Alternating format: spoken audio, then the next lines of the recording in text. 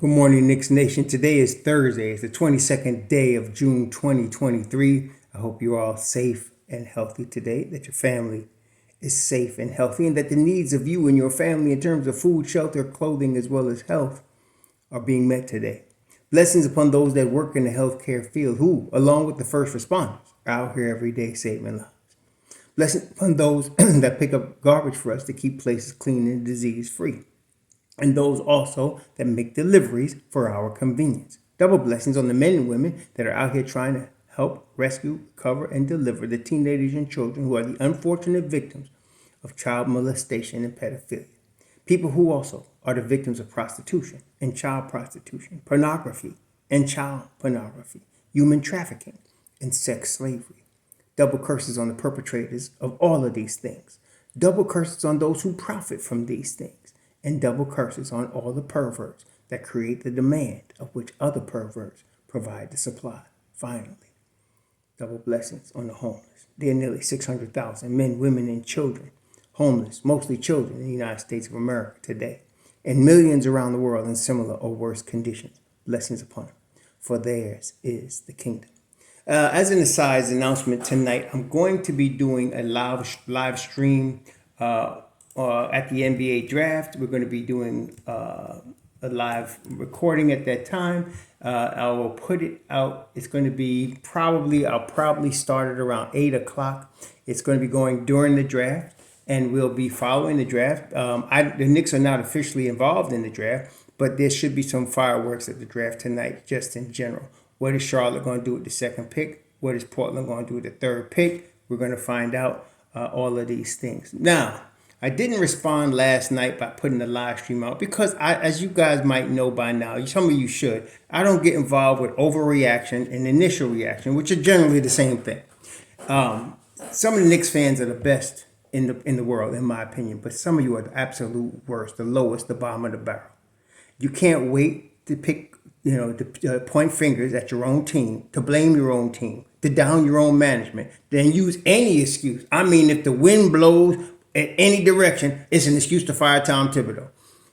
Some of y'all need to go to another team or just do something else. And that's why I don't spend a lot of time on Twitter, because a lot of the same people spend a lot of time on Twitter, and I don't want to see they mess.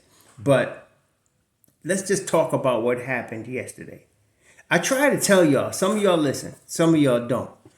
I told you, if Kristaps Porzingis chose the Knicks, that was how I started, it will be an 80% chance he comes to the Knicks. I said, if Kristaps Porzingis chooses the Knicks, and then I said, Kristaps Porzingis holds all the leverage. I think I told you that multiple times. Now, why is that important? Some people saying the Knicks should have put together a better package. That's idiotic. It had nothing to do with the Knicks package. It had everything to do with Kristaps Porzingis taking a look at the landscape and saying, I want to join the Boston Celtics. Period. Period. Not Tom Thibodeau, not Leon Rose. It was Kristaps choosing Boston. Now, why would he do it? It's a smart move. It's a smart move. And again, I told y'all, let's go over this again. Let's go over this, y'all. When a star player or a superstar is available and they got their money, okay, that's the first thing they're looking for, is to get paid. Kristaps done got his money.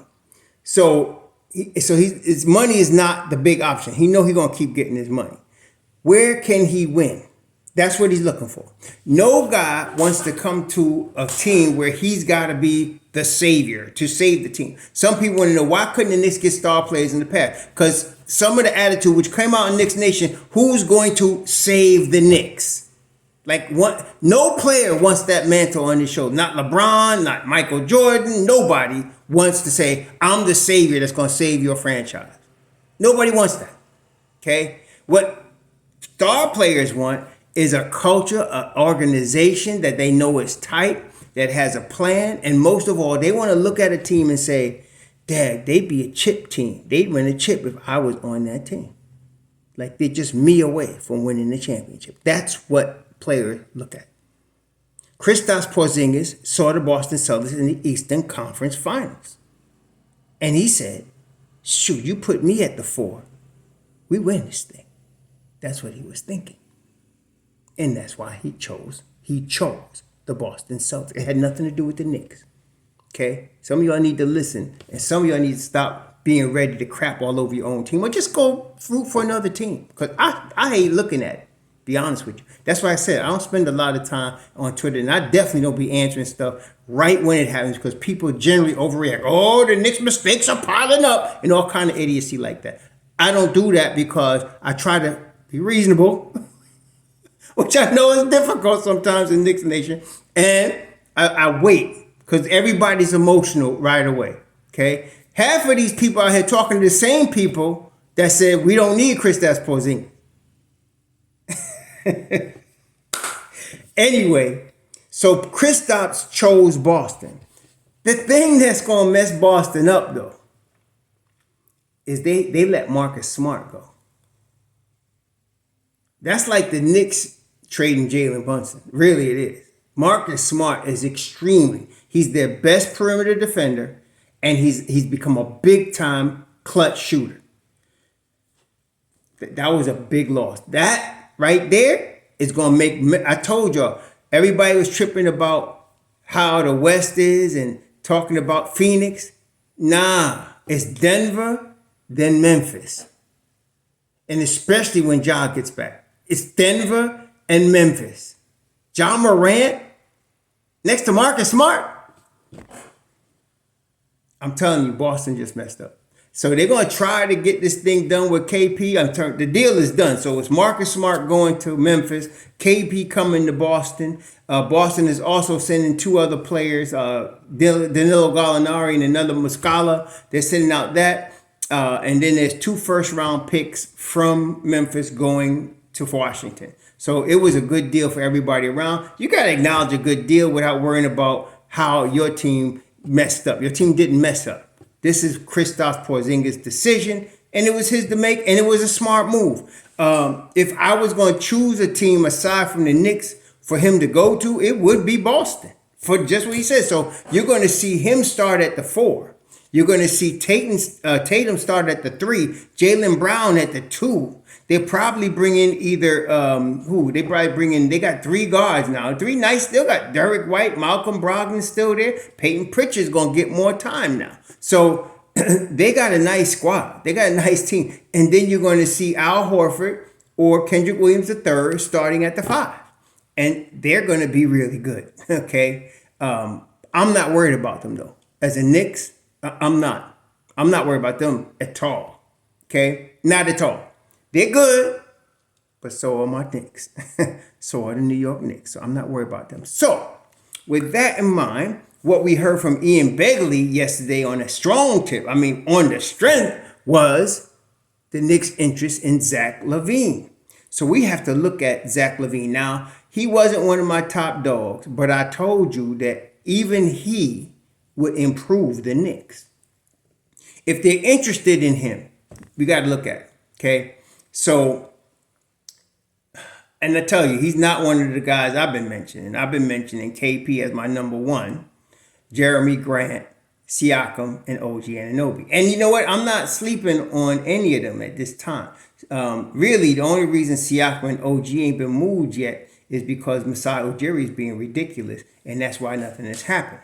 But I got a feeling something may change there. Who gets those 2 guys? I've heard people from the Kings, from Miami, from different organizations, fan bases, saying they want either one of those 2 guys. So there's a lot of competition for them. But as far as Chicago, again, I don't know. Just like I didn't understand the Zion. And by the way, there's probably now a 30 to 35% chance Zion Williamson gets traded tonight, and that he ends up on the Knicks. It's a very small chance. It's not something I would be holding my breath for if I was y'all, because it's a long shot, really long shot. I still can't understand why David Griffin would let him go. With Brandon Ingram and him, you got a team that can compete in the West, but that's them. See, so that'll be something of interest that we'll be watching tonight. But right now, the Chicago Bulls just re-signed They just re-signed the 5 spot with that cat's name, Nikola Vucevic. They extended him 3 years, $65 million. He's 32 years old. They got nice young pieces. Derek Jones, Kobe White, Ayo Dosunmu. They got nice young pieces over there. Dalen Terry's an even younger piece, and he's nice. Defensive stalwart. Alex Caruso, Pat Will, we know about. Lonzo Ball is, pretty much going to retire. I mean, at this point, they said his knee is messed up. So he's owed $41 million. They'll probably try to buy him out or get... There's a rule in the NBA, I forgot what it is, that if a player is retired or he's incapacitated, you can ask for some relief or something in terms of his salary on your books. So they'll probably try to get something done with Ball. Now, Zach LaVine. Why would they trade him? Unless, again, he wants to be moved. See, the Knicks are very sharp, unlike what some of y'all think. The management is very smart. If they get an inkling that he wants to come to New York, and that's what I told y'all about KP. If KP's agent called Leon Rose's office and said, my guy wants to come to the Knicks, guess what? Today, he'd have been a Knick. 100% now, I know that. But he didn't. KP's agent called Boston's front office and said, my guy wants to be a Celtic. And guess what? He's a Celtic. So now Zach LaVine's agent might be contacting somebody back wall and saying, I would like to go play for Tom Thibodeau again. I know some of y'all have find that hard to believe, but yeah, believe it. Some players actually like him. But anyway, he's a $40 million guy. He's going to get $40 million this year. So the Knicks would have to move $40 million or something in that vicinity. There's a number of ways this gets done. Now, aside from the Obi noise, Obi had a shouting match with Tom Thibodeau, blah, blah, blah. Hey, listen, can we stop for a second here? Obi Toppin, and I meant to do it yesterday, but I'm definitely going to do it today. I've been telling y'all for 2 years that Obi Toppin's this situation going to come to a head. That Julius Randle, if he performs high, he's going to play heavy minutes and tip top. Obi's not going to get a lot of minutes because that's how this thing rolls in the NBA. So it apparently, and this is another reason why I'm watching tonight, apparently the Knicks are trying to keep Julius Randle. Now, we may like that, we may not like that, but it looks that is a factoid. I hope that tonight they make a draft night deal and get rid of him, but I have to be honest, that's pie in the sky. Y'all know I don't like fantasy and pie in the sky. I think they ended up keeping Julius Randle. So with that in mind, a Zach LaVine trade will require a large contract and a young piece. They need a point guard. So there's Emmanuel Quickly. Okay, there's Quick. That's a point guard right there. I know you're thinking Obi, but wait a second. We got something else for Obi, okay? There's Emmanuel Quickly. He's a point guard right there. All right? You need big money, though. Emmanuel Quickly's only $4 million. You need another, 36. So now, Evan Fournier, expiring deal. Now you add $19 million to that 4, you at 23. Okay? Still short, but you at 23. Then you send out R.J. Barrett. I don't want to do that, though. But, in fact, Barrett, to be quite honest with you, would probably be before IQ. Why? What position does Zach LaVine play? He's a wing. And I'm trying to tell y'all, some of y'all don't want to hear it, but I'm telling you the truth, and it will come through later on when I come back and tell you I told you so. Quentin Grimes is not being moved from the 2-guard spot. He is a fixture there, and he needs to be. This is going to be his 3rd season. He's still young. He's still learning. We got an all-star on our hands, a 50, 40, 90 prospect. And he needs to just stay where he's at and let him, I know this is a hard word for y'all, let him develop. That's what we need to do. Some of y'all act like he's supposed to be already developed after his 2nd season, which is silly. But he's going to be that dude, and we need to leave him alone at that 2 spot. So that leaves RJ, the most inefficient young player among all starters in the entire NBA. He's got upside, like I told y'all. Listen carefully. Listen carefully.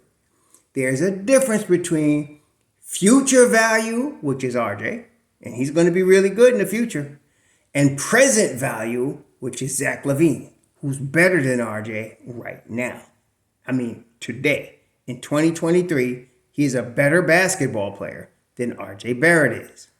Okay, so if you're going to go for Zach LaVine, you're going to be trading future value, RJ, for present value, LaVine. Okay, that's how this is going to work. All right. So when they do that, they probably wouldn't add Quick to that equation. Like I told you, there's 4 players plus a Hartenstein that's in the rotation, 2 of which will be moved. Okay, not 4, not 3, 2. That's what's going to be moved. Because why do I say that? Because what the Knicks do not want to do, which some of y'all still ain't get, they're not trying to overhaul their whole rotation. They're trying to tweak it. So in this case, if they're looking at Zach LaVine, RJ Barrett is going to get $23.8 million. Call it $24 million this year. You add actually Fournier's money to that, done. There you go. Done deal. That's it. Okay, so you add Fournier's money to RJ Barrett. That deal is done. Now, draft capital. This is where Obi Toppin comes in. In this case, they would hope that IQ signs on to the extension. This is going to be very important. Okay, they need Emmanuel quickly to sign on to this extension. So then we keep him. All right. For Obi Toppin, it's time for him to leave, okay? And it's obvious it would either be the decision was between Obi and Julius. You are not going to keep both. I've been telling y'all that. I know, let them play halftime each. It don't work like that. This ain't college. This ain't high school. This ain't AAU. This is the league. Your starter of your 3 biggest players is going to play 30, 35 minutes unless he's on some injury minutes restriction. That is not Julius. Okay? Love him or hate him, it is what it is. I don't care if it was Thibodeau, if it was Spoelstra, or whoever it is, he'd still play heavy minutes. So it has to choose. You want Julius or you want Obi, who's a starter coming off the bench, and I've been telling you that. So he's going to be gone. Obi's going to be the guy that's out. It'll be in this case, if they go for Zach LaVine, you're going to be losing Obi and you're going to be losing RJ. Now, the draft capital. Obi Toppin will probably go, well, one of the many teams. I mentioned to y'all yesterday, 1, 2, 3, 4, 5, 6, 7, 8, 9, 10, 11, 12, 13, 14, 15 different teams. 15 that Obi could start for. I'm thinking Indiana. And the reason I'm thinking Indiana, the Knicks would not be looking for Duarte. I know some of y'all want that because you're always looking for what you can get back and you think the grass is greener on the other side. They wouldn't be looking for Duarte. They'd be looking for draft capital. Okay?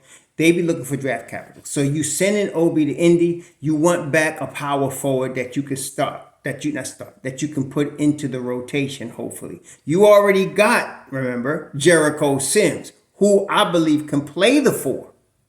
And he may still yet play the 4.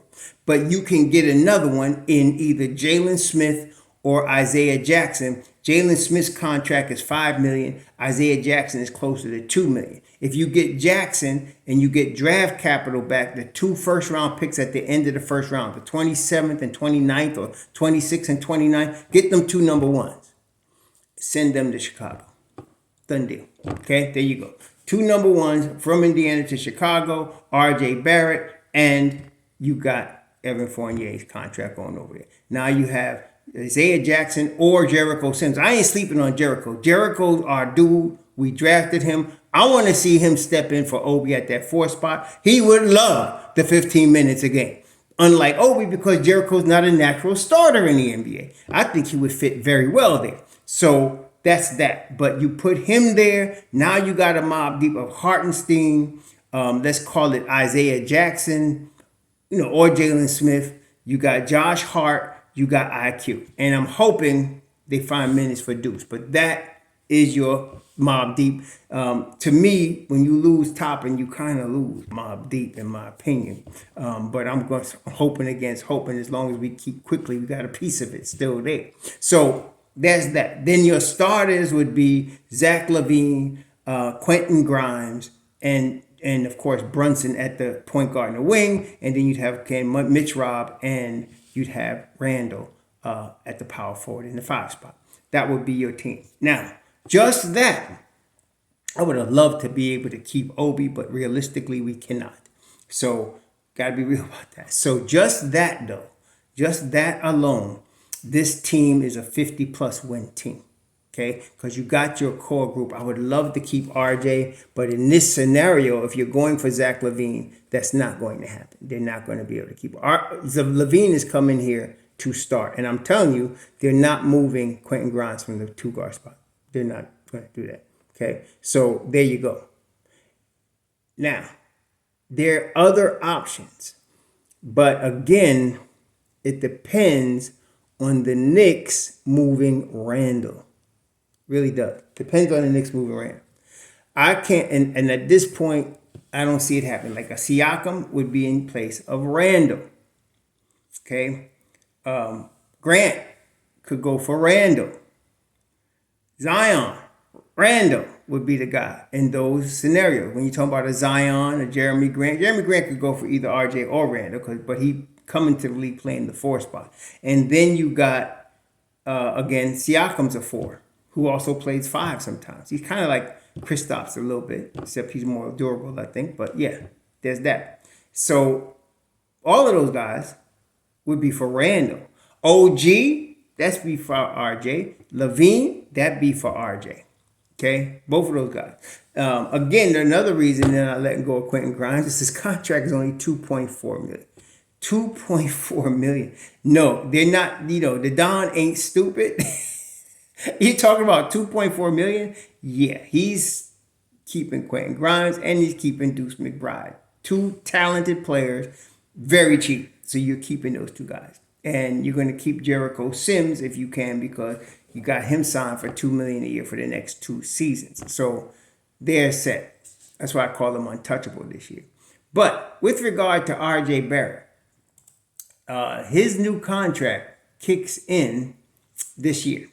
And I think it kicks in, if I'm not mistaken, when does that thing kick in? It kicks in July 1st, I think, doesn't it? It kicks in July 1st. So that new contract kicks in July 1st. I don't know. Maybe it kicks in earlier. I'm not sure. Maybe it kicks in.